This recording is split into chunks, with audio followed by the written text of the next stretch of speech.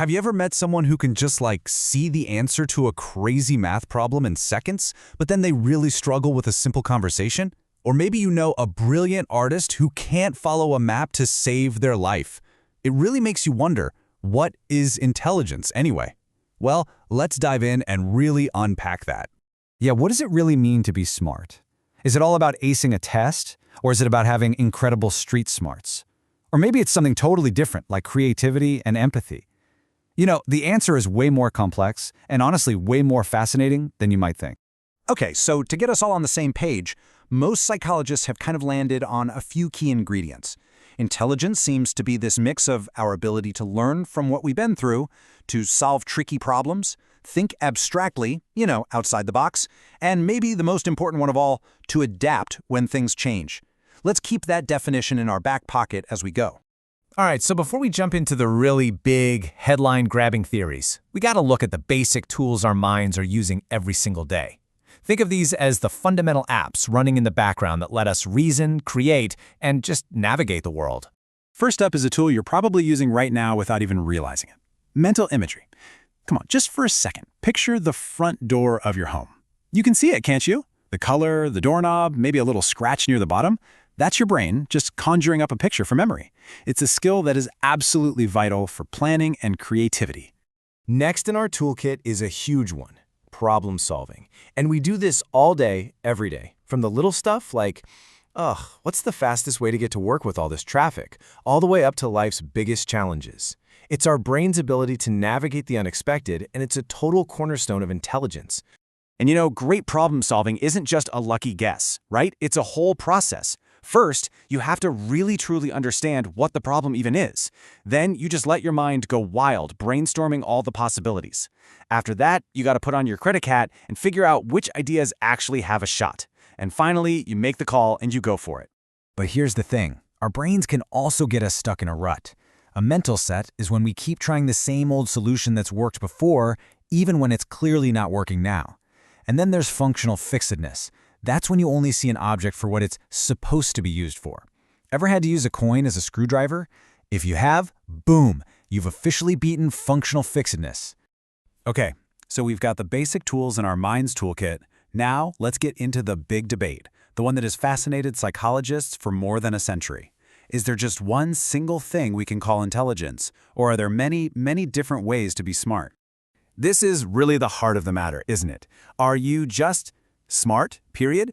Or could you be, say, a verbal genius, but someone who gets hopelessly lost in their own neighborhood? Let's check out what some of the heavy hitters in this field had to say. So first up, you've got Charles Spearman. He had this simple but really powerful idea. He believed we all have a G factor, a kind of general intelligence. Think of it like the overall processing power of your brain's CPU. But he also said we have S factors, those specific skills where we might really shine, like in music or math.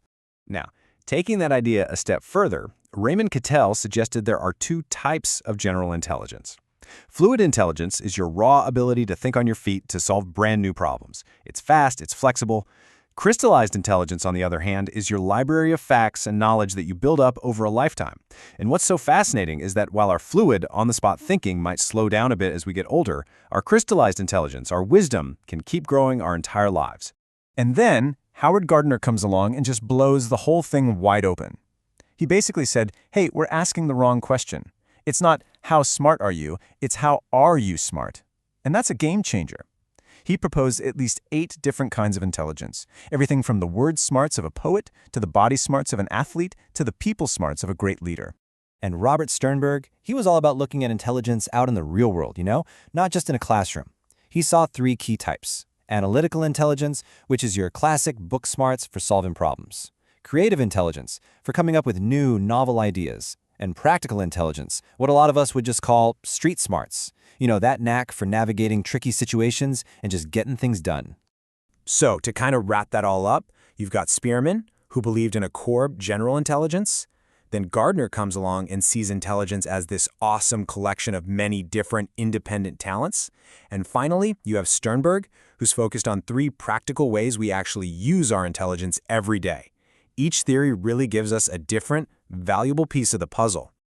Okay, With all these amazing ideas floating around, you just knew it was only a matter of time before someone tried to put a number on it. And that brings us to the creation of the IQ test, a tool that has been both incredibly influential and, let's be honest, sometimes deeply controversial.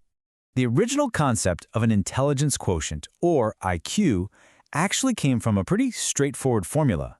It basically compared a person's mental age, the intellectual level they were performing at, with their actual chronological age. So let's make that real for a second. Imagine a 10-year-old child takes a test and performs at the same level as an average 12-year-old. Okay, so their mental age is 12.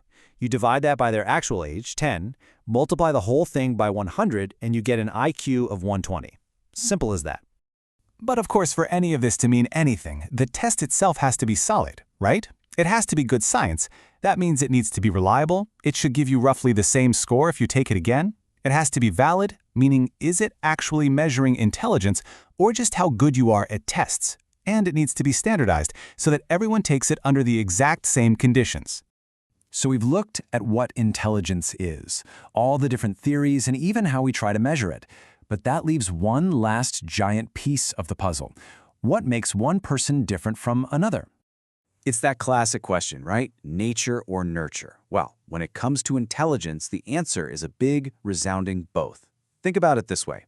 Our genes might give us the blueprint for a skyscraper, but our environment, our nutrition, our education, all our experiences, that's the construction crew that actually builds the thing.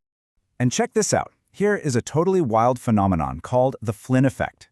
It turns out that average IQ scores have been steadily climbing up and up for decades, all across the globe. Now, since our genes don't change that fast, this is some seriously powerful proof of just how much our environment, things like better nutrition and more complex schooling, really shapes our minds.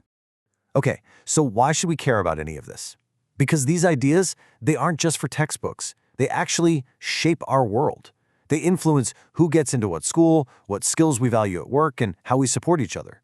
Understanding all the different ways to be smart helps us build a world that recognizes and nurtures all kinds of brilliance. So I'm going to leave you with this to chew on.